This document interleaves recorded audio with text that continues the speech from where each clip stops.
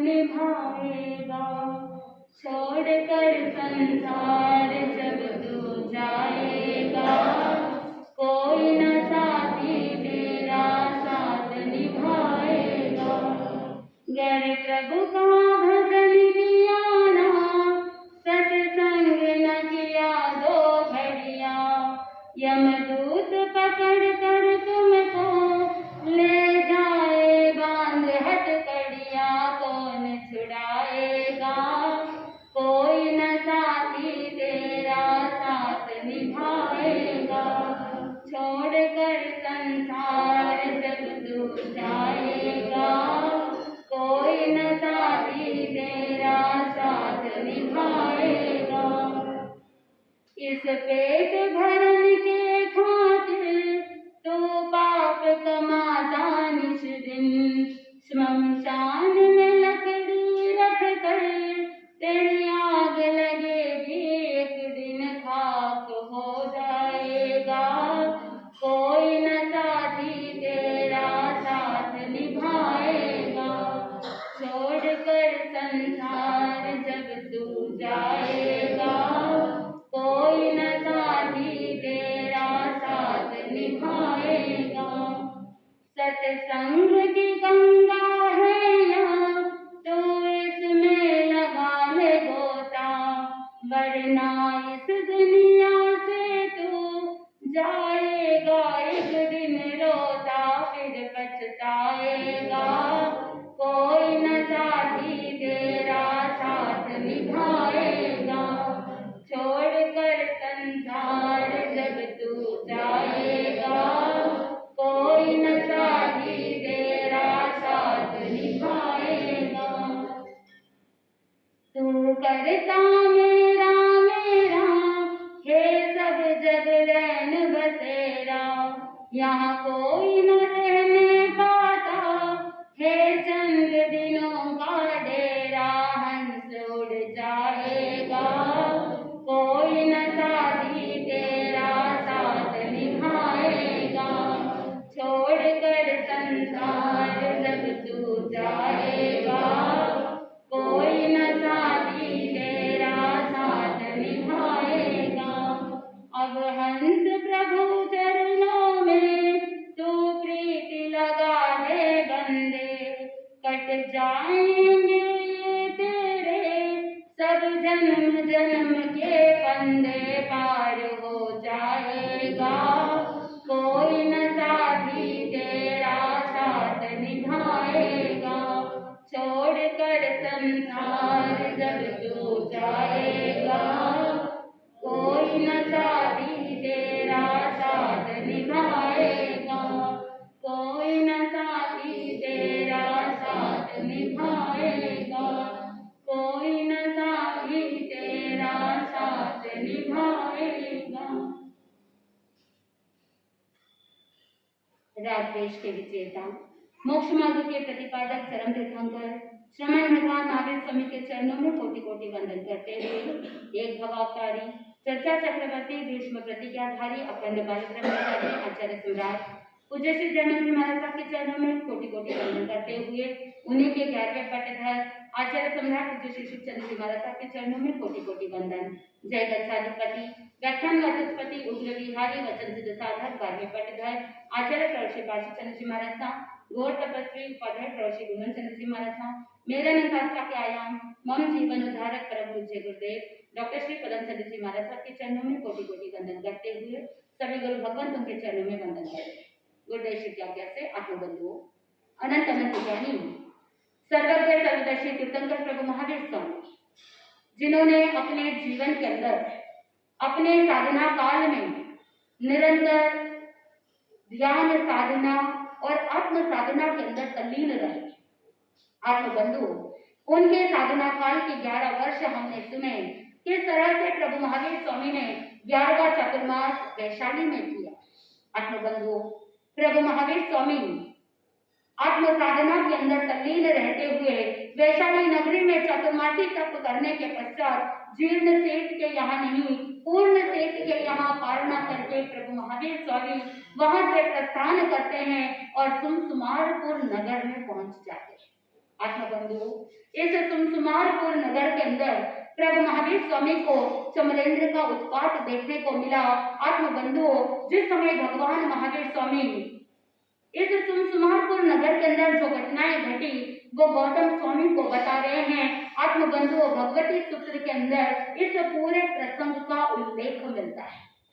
भगवान महावीर स्वामी गौतम स्वामी को कह रहे हैं कि हे गौतम, उस समय में, उस काल में, जब मैं अपने जीवन के छद्मस्त काल में जब संयम अंगीकार करने के पश्चात 11 वर्ष पूर्ण करने के बाद छठ छठ तप करके गांव-गांव आत्म साधना करते हुए तप कर्म पूर्वक संयम और तपस्या पूर्वक जब मैं अपना जीवन व्यतीत कर रहा था और छठ छठ करते हुए 11 वर्ष पूर्ण करने के पश्चात जब मैं सुमसुमारपुर नगर पहुंचा और वहां पर मैं अपने अठम तप करते हुए एक रात्रि की महाप्रतिमा अंगीकार करके अपने आत्मा को भावित करते हुए आगे बढ़ रहा था।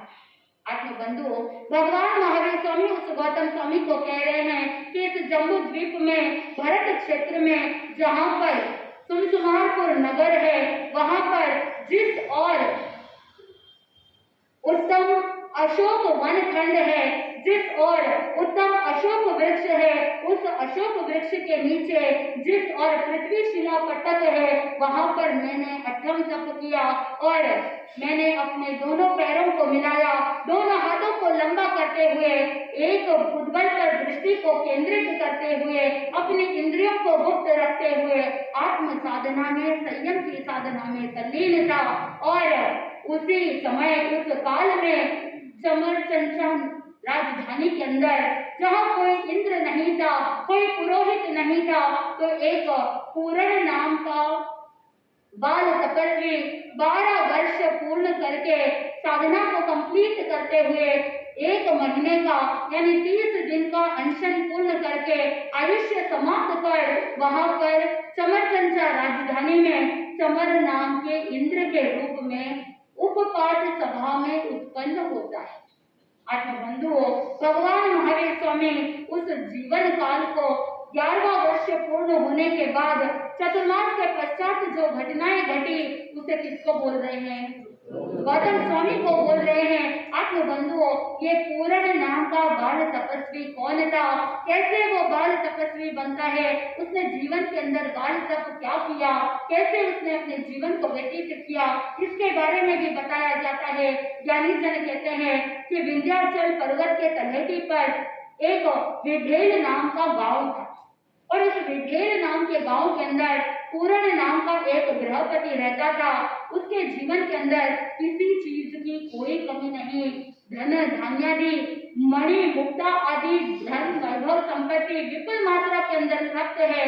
और उस समय एक रात्रि के समय में वो पूर्ण सोचता है, मन के अंदर विचार आता है, निश्चित रूप से मेरा पुण्य उदय है और शुभ कर्म का फल है, जिसके कारण से मुझे धन धान्य आदि और स्वजन, परिवारजन, मित्रजन सभी विपुल मात्रा के अंदर उपलब्ध है। और क्योंकि ये मेरे ही शुभ पुण्य का फल है, मैं जानता हूँ, और इसी शुभ कर्म के कारण से मुझे सब कुछ प्राप्त है।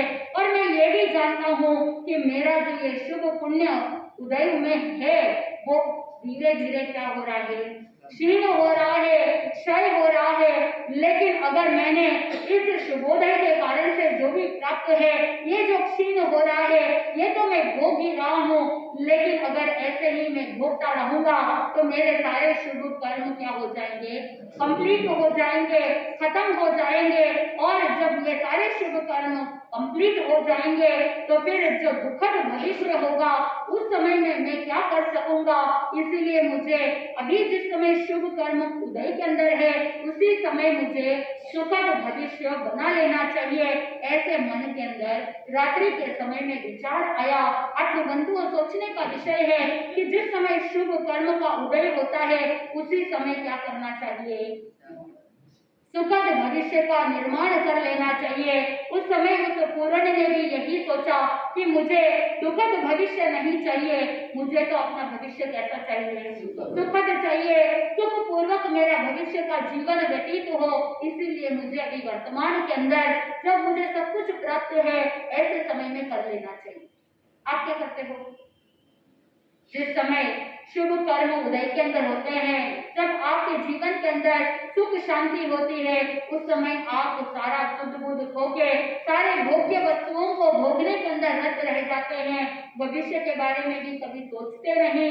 आप ये चिंतन कीजिए कि अभी जो वर्तमान में आप भोग रहे हो, वर्तमान में जो सुख सुविधाएं आपको प्राप्त है, निश्चित रूप से पूर्व के पुण्य का फल है। अगर आपने सारा पुण्य कर्म खर्च कर लिया तो फिर आगे कुछ भी बचेगा नहीं। और जब पाप कर्म उदय के अंदर आएंगे, क्योंकि पुण्य कर्म तो खत्म हो गए, तो पाप उदय के अंदर आता है। उस समय आप अगर रोते रोते भी भोगेंगे तो भी छुटकारा मिलने वाला नहीं है। इसीलिए जिस समय शुभ कर्म उदय के अंदर होते हैं, परिपूर्ण इंद्रिया होती है, शरीर सशक्त होता है, वो पूर्ण भी सोच रहा है कि मेरे पास धन है, धान्य है, समृद्धि है, रिद्धि है, मेरे अंदर शक्ति भी है, सामर्थ्य भी है, और सामर्थ्य रहते रहते मुझे क्या कर लेना चाहिए, सुखद भविष्य का निर्माण कर लेना चाहिए। ऐसा चिंतन करके अगले दिन जब सूर्य उदय हुआ, उसने अपने मित्र जनों को बुलाया और जो जानने पहचानने वाले थे उन लोगों को भी बुला लिया, जितने भी परिवार के रिलेटिव्स हैं स्वजनों को भी बुला लिया और प्रीति भोजन का आयोजन कर लिया। सभी को बहुत आदर सत्कार पूर्वक सम्मान पूर्वक भोजन कराया, सभी को वस्त्र आभूषण आदि भेंट किया और उसके बाद उसने अपना जो सबसे बड़ा वाला बेटा था, ज्येष्ठ पुत्र को उत्तराधिकारी घोषित कर दिया। सारा अपना जीवन का जो दायित्व था उसे अपने बड़े पुत्र को सौंप करके वो स्वयं निवृत्त होकर के अपने भविष्य के लिए सभी के सामने कह देता है। पूरण ये कहने लगता है कि मैं संसार से विरक्त हो चुका हूँ, इसीलिए मैंने अपने पुत्र को क्या कर दिया है, उत्तराधिकारी बना दिया है।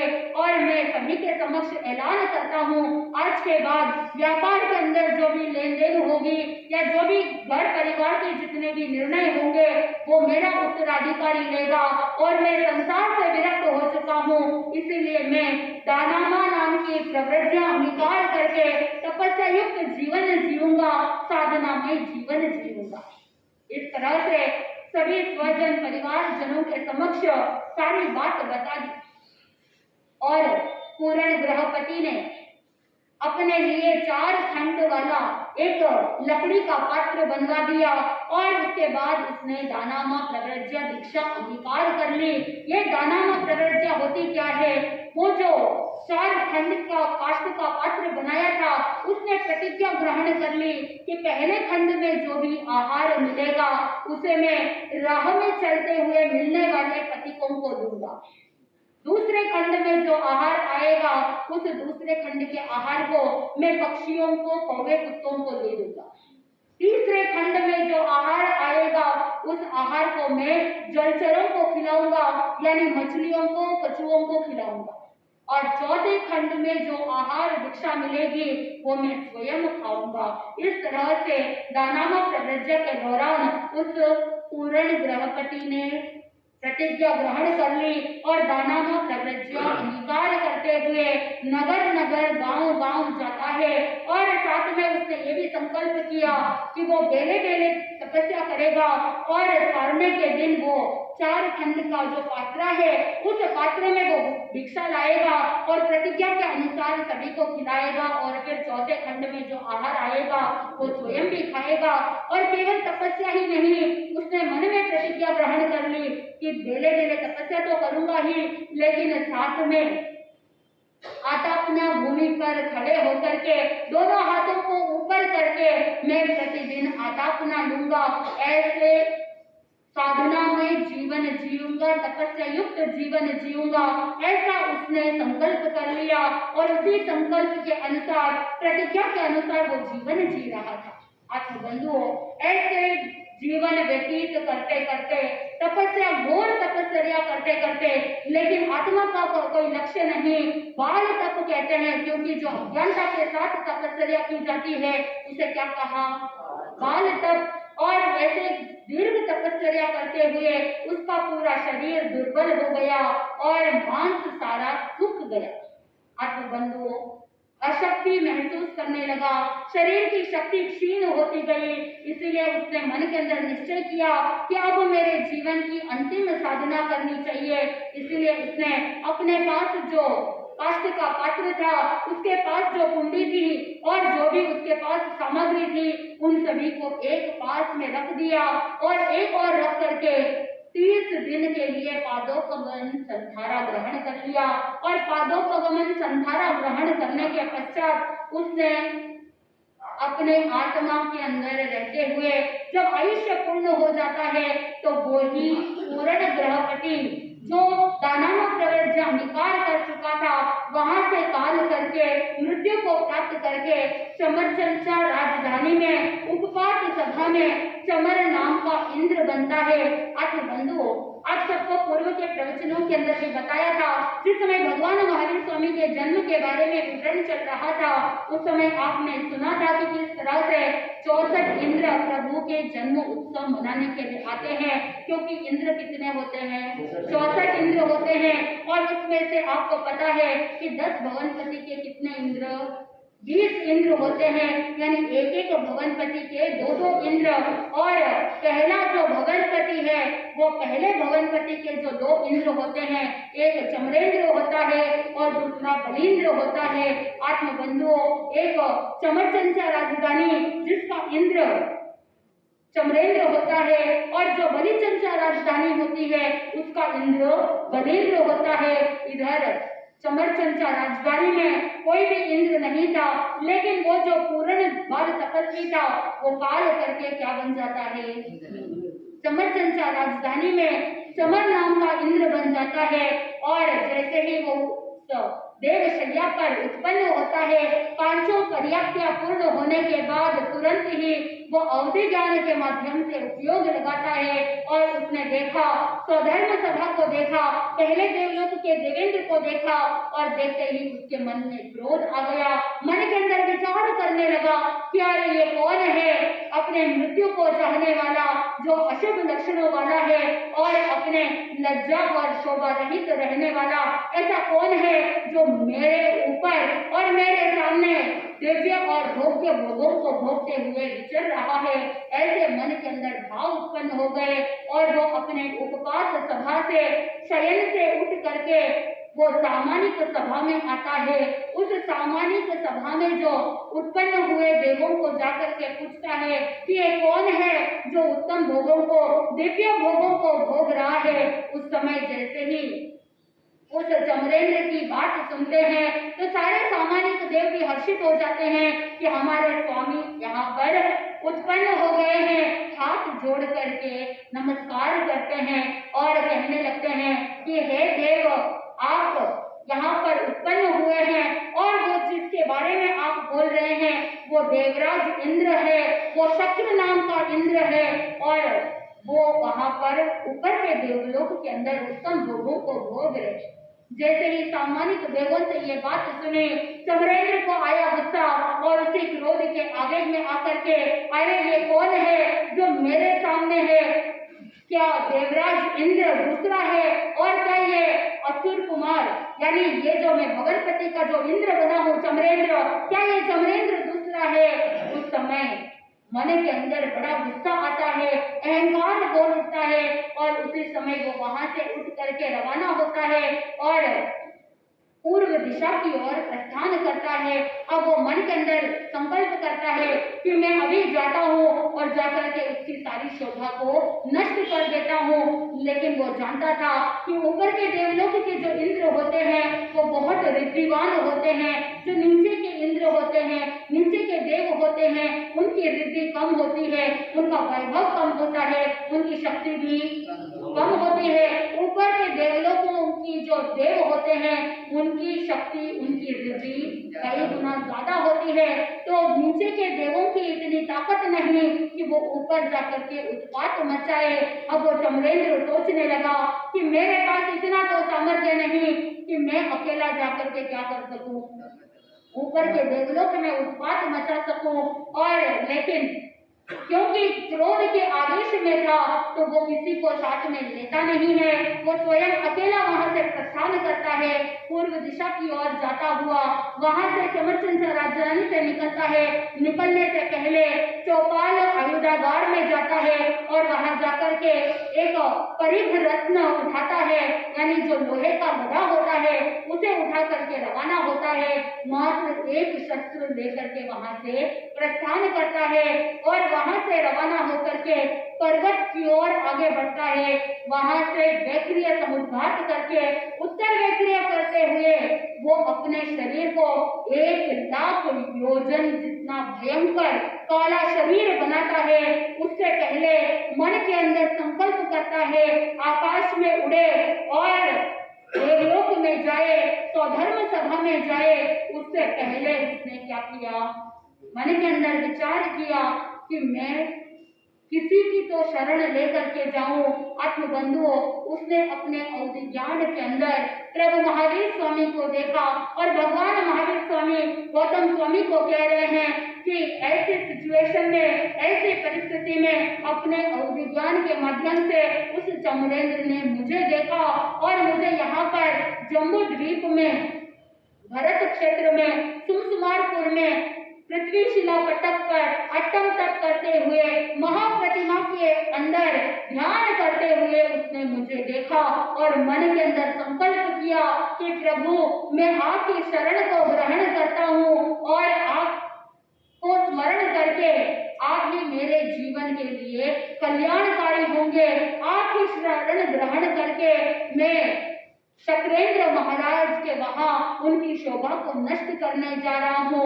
भगवान आपको किया हुआ वंदन और आपको किया हुआ स्मरण मेरे लिए निश्चित रूप से कल्याणकारी होगा। ऐसा संकल्प करके, ऐसे मन के अंदर भावना रखते हुए वो वहां से प्रस्थान करता है। वहां शक्रेंद्र महाराज तक पहुंचने के लिए पहले देवलोक में पहुंचने से पहले जैसे वो आकाश में वैक्रिय शक्ति के साथ उड़ता है और आकाश में जैसे ही उड़ा, आत्मबंधुओं ज्ञानी जन कहते हैं, भगवती सूत्र के अंदर वर्णन मिलता है कि वो बिजली के समान कभी कड़कता तो कभी बरसने के समान, बरसात के समान बरस जाता, कभी बहुत जोर से अपने हाथ पैरों को पटकता, कभी सिंह के जैसे पछाड़ता तो कभी किसी अलग अलग तरीके से भयभीत करने की कोशिश करता। जो भूमि पर वानर जाति के देव थे उन सबको भी त्रास उत्पन्न कर दिया। जो ज्योतिष चक्र के जो देव होते हैं उनके 2 भाग कर दिए और जो आत्मरक्षक देव होते हैं उन सबको वहां से भगा दिया और वो अपने आप को आगे बढ़ाता हुआ कहाँ पहुंच जाता है, पहले देवलोक में पहुंच जाता है। और जैसे ही वो पहले देवलोक में पहुंचता है वहां पर शक्रेंद्र महाराज उपयोग लगाते हैं, यहाँ पर कौन है जो उत्पात मचा रहा है। और जैसे ही उपयोग लगाया तो पता चला कि कौन है, चमरेंद्र। आत्मबंधुओं, चमरेंद्र उस स्वधर्म सभा में पहुंचे उससे पहले उसने क्या किया, अपने एक पैर को पद्मवर वेदिका पर रखा और दूसरा पैर स्वधर्म सभा में रखा और सब जगह पर त्राहिमाम मच गया और सभी लोग शक्रेंद्र के पास पहुंचते हैं, हेल्प के लिए मांग करते हैं। उस समय शक्रेंद्र महाराज ने उपयोग लगाया तो पता चला अरे ये और कोई नहीं, ये तो चमरेंद्र है। और उस समय उसने चिंतन किया, शक्रेंद्र महाराज विचार कर रहे हैं कि चमरेंद्र के अंदर इतना सामर्थ्य नहीं कि वो केवल अकेले बिना कोई सेना के यहाँ पर आ जाए, लेकिन पता लगाना पड़ेगा कि आखिर ये कैसे अकेला यहाँ पर आ गया है। अभी मैं जाता हूँ और इस दुष्ट को क्या कर देता हूँ, अपनी जगह बता देता हूँ। आत्मबंधुओं, जैसे ही शक्रेंद्र महाराज ने उपयोग लगाया तो पता चला कि इसने प्रभु को वंदन किया है, प्रभु के चरणों को स्वीकार किया है, प्रभु की शरण को ग्रहण करके फिर यहाँ पर आया है, नहीं तो उसके अंदर इतना सामर्थ्य नहीं कि वो नीचे के देव ऊपर आकर के उत्पात मचा दे। आत्म बंधुओं, वो शक्रेंद्र महाराज वहीं पर सिंहासन पर बैठे बैठे आत्म बंधुओं वज्र का प्रहार करते हैं और वो वज्र के अंदर से हजारों अग्नि की ज्वालाएं बाहर निकल रही है। अब वो चमरेंद्र वहां पर खड़ा खड़ा सोच रहा है कि मैं कैसे आगे बढ़ूं, कैसे इससे छुटकारा प्राप्त करूं, लेकिन एक बार वज्र का प्रहार हो जाए तो वो रुकने वाला नहीं, वो पीछे हटने वाला नहीं। उस समय वो चमरेंद्र सोचता है, काश मेरे पास भी ऐसा कोई शस्त्र होता, वज्र के समान शस्त्र होता, काश मेरे पास भी ऐसी रिद्धि संपदा होती, ऐसा चिंतन कर रहा है, लेकिन बचने वाला नहीं है। उस समय वो वहां से अपने प्राणों को बचाने के लिए वहां से भाग निकलता है। एक तरफ आगे चमरेंद्र दौड़ रहा है और पीछे पीछे वज्र भी उसका पीछा कर रहा है। अब उसके पास दूसरा कोई चारा नहीं था। चमरेंद्र सोच रहा है, अब मेरे प्राणों की रक्षा कैसे होगी, मेरा जीवन कैसे बचेगा। उसी समय वो वहां से आकाश मार्ग से आता हुआ पुनः जहां पर भगवान महावीर स्वामी उस सुमसुमारपुर नगर में उस अशोक वनखंड उद्यान के अंदर जहां अशोक वृक्ष के नीचे पृथ्वी शिला पटक पर ध्यान कर रहे थे, वहां पर पहुंचता है और वो अपने शरीर की जो अवगाहना थी, अपने शरीर की जो हाइट थी, उसको बिल्कुल छोटा कर दिया और प्रभु महावीर स्वामी के चरणों के बीच में जाकर के छुप गया। आत्मबंधुओं, शक्रेंद्र महाराज उद्योग लगाते हैं, देखना चाहते हैं कि चमरेंद्र कहाँ है, और क्योंकि उसने भगवान महावीर स्वामी की शरण को पहले ग्रहण की थी, प्रभु को वंदन करके ऊपर आया था, तो वो उद्योग लगा करके देखना चाहते थे। और जैसे ही उन्होंने देखा कि ये तो भगवान महावीर स्वामी की शरण में गया है, वहां पर छुप गया है, और उसी समय उसके मन में बहुत खेद हो रहा है, पश्चाताप होता है कि वज्र भी उसका पीछा कर रहा है, तो शायद भगवान महावीर स्वामी को चोट पहुंच सकती है, भगवान महावीर स्वामी के ऊपर वज्र का प्रहार हो सकता है। इसीलिए वो बहुत विपुल गति के अंदर तेज गति के साथ देव गति से यहाँ पर आता है और आकर के वज्र को पकड़ लेता है। आत्मबंधुओं, जिस समय वज्र को इंद्र ने पकड़ा तो भगवान महावीर स्वामी और वज्र के बीच में केवल 4 अंगुल का अंतर था। आत्मबंधुओं, शक्रेंद्र महाराज ने माफी मांगी, भगवान से क्षमा याचना की और भगवान को कहा कि भगवान मुझसे आसाधना हो गई, अभिनय हो गया, इसीलिए मुझे आप क्या कर दो, माफ कर दो।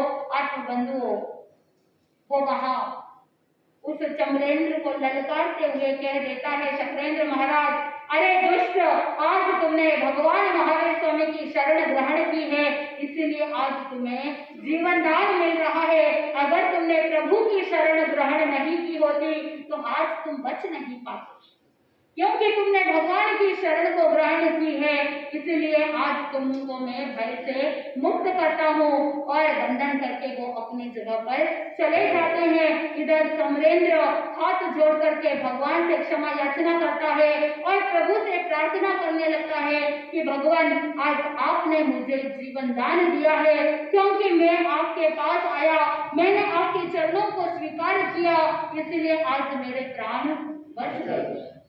आत्मबंधुओं, वो चमरेंद्र भगवान महावीर स्वामी को कहने लगता है कि भगवान, पूर्व भाव के अंदर मैंने अज्ञान तप किया, बाल तप किया, दानव प्रवृत्तियां अंगीकार की थी, बाल तपस्या करने के कारण से मैं चमरेंद्र बना, लेकिन अगर उसी दुस्साहस के कारण से और उस बाल तप के कारण से, उस क्रोध के आवेश में आकर के मैंने ऐसा दुस्साहस किया और ऊपर के देवलोक में उत्पात मचाने का मैंने प्रयत्न किया, वही अगर मैंने पहले प्रभु आपके दर्शन अगर हो जाते, पहले अगर मुझे आपका सानिध्य मिल जाता, पहले अगर मैं आपके चरणों में पहुंच जाता, पहले अगर मुझे आपकी शरण मिल जाती, तो मैं दानव प्रवृत्तियां अंगीकार नहीं करता, मैं बाल तप नहीं करता और उत्कृष्ट धर्म आराधना करते हुए अगर भावित करता, तो मैं आज कहीं ऊपर के देवलोक में रहता, कोई कल्पातीत देव गति के अंदर रहता और मैं भी इतना रिद्धिवान देव बन जाता। और अगर इतना रिद्धिवान देव बन जाता इस तरह का उत्पात कभी भी नहीं बचाता, ऐसा दुस्साहस उद्दंडता में नहीं करता। इस तरह से वो प्रभु से निवेदन करने लगा, प्रभु के पास अपनी बात बोलने लगा। और साथ में भगवान महावीर स्वामी को वो चमरेंद्र कहता है कि भगवान, मैंने ऐसा दुस्साहस किया, इसीलिए आज मुझे आपकी चरण और शरण मिल गई। अगर मैं दुस्साहस नहीं करता तो शायद आपकी शरणों में आने का कोई भाव भी नहीं होता, आपके चरणों में आने का कोई सौभाग्य भी नहीं मिलता। पता है कि मैंने गलत किया, मैंने ऐसा दुस्साहस किया, लेकिन फिर भी अज्ञानता में किया हुआ ये दुस्साहस भी मेरे लिए लाभदायक बन गया। भगवान, मुझे ज्ञान प्राप्त हो गया है, अब मैं संकल्प करता हूँ कि मैं कभी ऐसा उत्पात नहीं मचाऊंगा, ऐसी उद्दंडता नहीं करूंगा। भगवान, मैं और मेरे पूरा परिवार आपकी शरण को ग्रहण करते हैं, आपकी सेवा में रत रहना चाहते हैं। और वंदन करके वो चमरेंद्र वापस चमरचंद राजधानी में जाता है। वहां जाकर के अपने पूरे परिवार को और वो जो सामाजिक देवों की जो सभा थी, उस सामाजिक सभा में जाकर के सभी परिवार के सदस्यों को कहते हैं कि मैंने प्रभु महावीर स्वामी की शरण को ग्रहण किया, इसलिए आज मुझे जीवन दान मिला, मेरे प्राण बच गए, इसलिए चलो हम सब चलते हैं। कहाँ?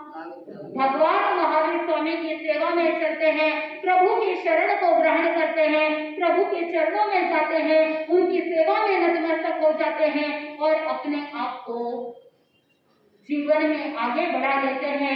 ऐसा कहते हुए वो चमरेंद्र अपने पूरे परिवार को ले जाता है, भगवान महावीर स्वामी की सेवा में ले जाकर के प्रभु को वंदन करता है और पूरा परिवार उनके सेवा में रत रहते हुए, वंदन नमस्कार करते हुए, प्रभु की भक्ति करते हुए, स्तुति करते हुए पुनः अपने स्थान पर लौट जाते हैं।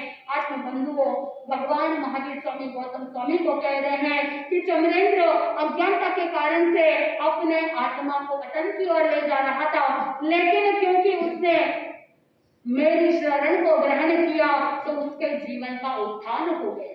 आत्म बंधुओं, बहुत गहन चिंतन है कि किस तरह से अगर महापुरुषों की शरण को ग्रहण करते हैं तो जीवन की सारी अज्ञानता दूर हो जाती है और ये जो जीवन है, हमारे जो ये प्राण है, वो प्राण अकाल के अंदर जाएंगे क्या? नहीं जाएंगे। यानी प्राणों की रक्षा अगर हो सकती है तो वो कैसे हो सकती है? अगर हम प्रभु की शरण को ग्रहण करते हैं। जब भी आप मंगल पाठ श्रवण करते हो तो बार बार आप दोहराते हो, चतारी शरणम कवचामि, अरिहंते शरणम कवचामि, सिद्धे शरणम कवचामि, साहू शरणम कवचामि और केवली पनतम धम्मम शरणम कवचामि। यानी संसार के अंदर मात्र ये जो 4 शरण है वही सच्चे शरण है। ये छत आपको धूप से सुरक्षा दे सकती है, बारिश से बचा सकती है, लेकिन मृत्यु से बचा सकती है क्या? नहीं बचा सकती है। ये रोटी, कपड़ा, मकान, ये सब बेसिक नेसेसिटीज है, ये आपको थोड़े समय के लिए शरीर की रक्षा कर सकता है, लेकिन आत्मा की रक्षा नहीं कर सकता। आत्मा की रक्षा कौन कर सकते हैं? धर्म कर सकता है। इसीलिए अगर आपकी आत्मा की सुरक्षा चाहते हो, अपने जीवन की सुरक्षा चाहते हो, तो प्रभु की शरण को ग्रहण कर लो, 4 शरण को ग्रहण कर लो। जब भी मंगल पाठ श्रवण करते हो तो मन के अंदर अहोभाव कि मैं अरिहंत, सिद्ध, साधु और केवली प्ररूपी दयामय धर्म की शरण को ग्रहण करता हूँ, मैं उनकी शरण में जाती हूँ। इस तरह से अगर मन में संकल्प करते हैं तो जो ये नेगेटिव एनर्जीज है वो सारी नेगेटिव एनर्जी अपने आप समाप्त हो जाती है और कोई भी बाल भी बांका नहीं कर सकता। इसलिए आप भी मन के अंदर चिंतन करें, प्रतिदिन 4 शरण को ग्रहण करें ताकि नेगेटिव एनर्जी समाप्त हो सके, नेगेटिव सोच समाप्त हो सके। चाहे एंजाइटी हो, स्ट्रेस हो, डिप्रेशन हो, वो सारी समस्याएं भी क्या हो जाती है? दूर हो जाती है। साधक निर्भय हो जाता है, भय संज्ञा से मुक्त हो जाता है, अभय हो जाता है। जो अभय होता है वही जीवन में अभय दान भी दे सकता है। इसलिए आप भी जीवन के अंदर निर्भय हो अभय हो और निर्भय रह करके प्राणी मात्र को अवदान देने का प्रयास करेंगे, तभी इस जीव को आनंद की प्राप्ति हो सकती है। आगे देखना यह है कि भगवान महावीर स्वामी सुकुमारपुर से आगे विहार करके किस तरह से आगे बढ़ते हैं, भोगपुर, नंदीग्राम और आगे मेढ़िया ग्राम में कैसे पहुंचते हैं और ऐसे विहार करते करते कौशाम्बी नगरी में पहुंचते हैं। कैसे प्रभु महावीर स्वामी 13 अभिग्रह को धारण करने वाले हैं, कैसे चंदनबाला का उद्धार होने वाला है।